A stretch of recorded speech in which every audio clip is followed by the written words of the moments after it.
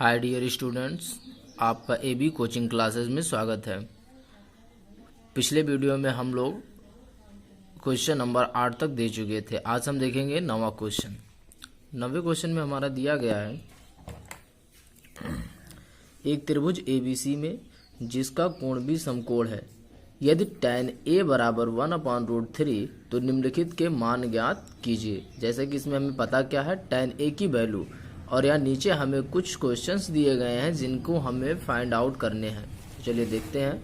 9वें question के लिए हमने एक बनाया triangle ABC। tan a equal to पता था हमको 1/√3।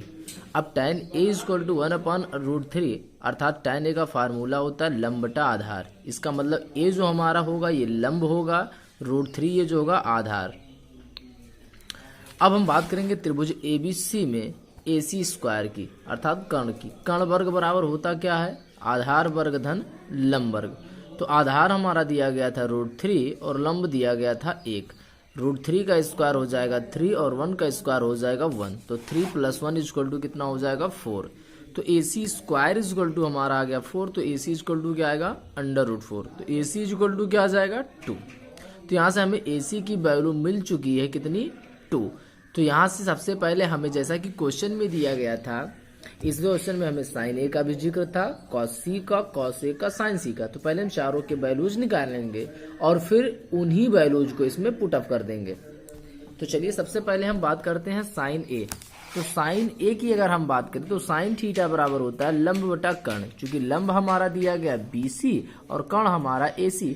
BC वाली वैल्यू है 1 और AC वाली वैल्यू है 2। तो कुल मिला जुला के sin a वाली वैल्यू आ गई 1/2।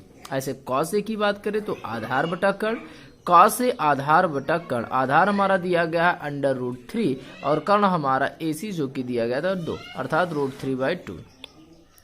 ऐसे अगर हम sin c की बात करें, देखिए अब यहाँ पे c की बात किया है तो उसके सामने वाली जो भुजा होगी वो हमारा होगा लंब। तो c के सामने कौन है, √3। ये √3 काम करेगा लंब का और BC जो होगा ये काम करेगा आधार का, और AC हमारा कर्ण ही रहेगा। तो cos a का फार्मूला होता आधार बटा कर्ण। तो साइन की बात कर रहे हैं। sin C की अगर हम बात करें तो साइन का वैल्यू जो होता है वो होता है लंब बटा कर्ण।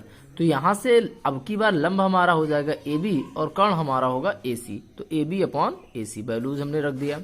ऐसे अगर हम बात करें cos C का, तो cos C का वैल्यू जो होगा अर्थात cos थीटा का जो फार्मूला होता है ये होता है आधार बटा कर्ण। तो आधार की लेकिन अगर हम बात करें तो आधार इस बार हमारा काम करेगा BC और कर्ण हमारा क्या दिया गया है AC। तो हमने वैल्यूज रख दिए। अब यहाँ पे हमारा जो सवाल दिया गया था sin a cos c, cos a sin c। तो चलिए लिखते हैं। sin a वाली वैल्यू 1/2, cos c वाली वैल्यू 1/2, cos a वाली वैल्यू √3/2 और sin c वाली वैल्यू √3/2। 1 से 1 में मल्टीप्लाई होगा 1, 2 से 2 में मल्टीप्लाई होगा 4, √3 में √3 से मल्टीप्लाई होगा 3, 2 में 2 का मल्टीप्लाई होगा 4। आधार समान है तो ऊपर वाला हम जोड़ लेंगे। तो 3 और 1 4, 4/4। और अगर हम 4 से 4 को डिवाइड कराएंगे तो कुल मिला जुला के हमारा कितना आएगा, 1। चलिए अगला क्वेश्चन हम लोग देखते हैं 10वां। लिखा गया ट्रायंगल PQR में जिसका कोण Q समकोण है, PR + QR बराबर दिया 25 सेंटीमीटर, PQ बराबर 5 centimetre, sin P, cos P और tan P के हमसे क्या पूछ रहा है, मान। तो ये 3 चीजें देके हमसे पूछा गया है मान। तो चलिए देखते हैं। हमें दिया गया PR + QR बराबर 25 और PQ बराबर दिया गया 5। तो सबसे पहले हम यहाँ से PR को निकाला, QR का यहाँ से पक्षांतर करवाया, तो इधर पॉजिटिव था तो इधर जाके निगेटिव हो गया। तो यहाँ से हमने ट्रायंगल बनाया PQR जिसमें हमें PQ पता है 5 और इन दोनों के बारे में स्पष्ट जानकारी नहीं है, तो इन दोनों को अभी हम लोगों ने कुछ नहीं लिखा। हमने यहाँ पे फार्मूला लगाया है कर्ण वर्ग बराबर PR वर्ग बराबर कर्ण वर्ग बराबर होगा लंब वर्ग धन आधार वर्ग। चूंकि PR वाली वैल्यू हमको पता है 25 - QR, तो PR वाली जब हमने रख दिया, PQ वाली वैल्यू हमको 5 पता थी, रख दिया। QR के बारे में कोई जानकारी नहीं थी, जैसे था वैसे रख दिया। यहाँ से हमारा बन रहा है a - b का होल स्क्वायर। तो a² + b² - 2ab, 25 का स्क्वायर 625, QR का स्क्वायर QR स्क्वायर, 25 दूना 50 QR। यहाँ से QR² से QR² हमारा हो गया कैंसल। अगर हम यहाँ से बात करें +625 को इधर भेजेंगे तो -625। अगर इसे सब्ट्रैक्ट करेंगे तो हमारा बचेगा -600, माइनस से माइनस हो जाएगा कैंसल। तो Q R is equal to, अगर इधर मल्टीप्लाई हो रहा है तो इधर जाके होगा डिवाइड। अगर हम इसमें डिवाइड करेंगे तो क्यू आर वाली वैल्यू हमारी आ जाएगी 12। क्यू आर का मान हम लोग कहाँ रखेंगे, समीकरण नंबर 1 में। तो एक हमारा क्या था, P R is equal to 25 minus Q R. तो P R is equal to 25 minus Q R वाली वैल्यू 12, पी आर वाली वैल्यू भी मिल गई। तो हमें ज्ञात क्या करने थे यहाँ से, साइन पी, कॉस पी और टाइन पी। तो अगर हम साइन थीटा की बात करें तो साइन थीटा का जो हमारा वैल्यू यहाँ से दिया गया है वो हमारा क्या होगा, साइन थीटा का अर्थात साइन पी का लंब बटा कर्ण। तो हमारा जो लंब होगा वो होगा क्यू आर और जो हमारा कर्ण होगा वो होगा पी आर। क्यू आर वाली वैल्यू आई थी 12 और पी आर वाली वैल्यू आई थी 13।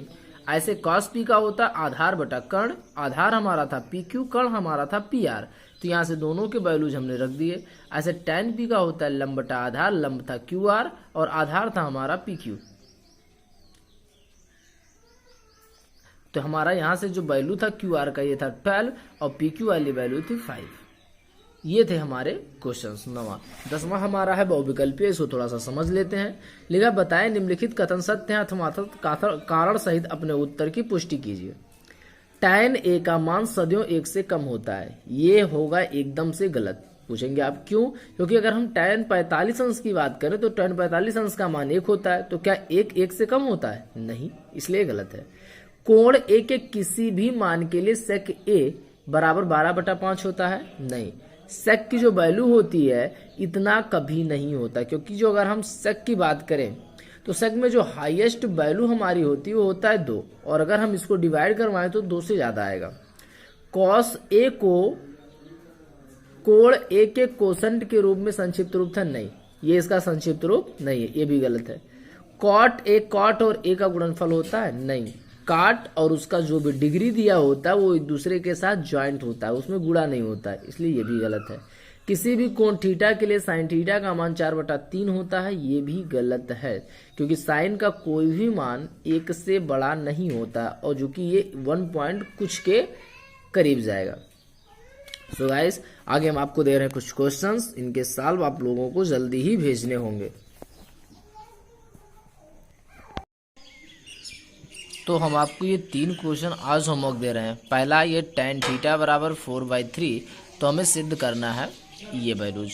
दूसरा दिया गया यदि cos a बराबर 5/13 हो तो sin a minus cot a upon 2 tan a का हमें ज्ञात करना है मान। तीसरा दिया गया sec theta is equal to 13/12, तो अन्य सभी त्रिकोणमितीय अनुपात हमें परिकलित करने अर्थात ज्ञात करने हैं। तो गाइज, इसको आप जितना जल्दी से जल्दी हो सके इसको सॉल्व करके हमें भेजिए। बाकी मिलते हैं हम आपको शाम 7 बजे।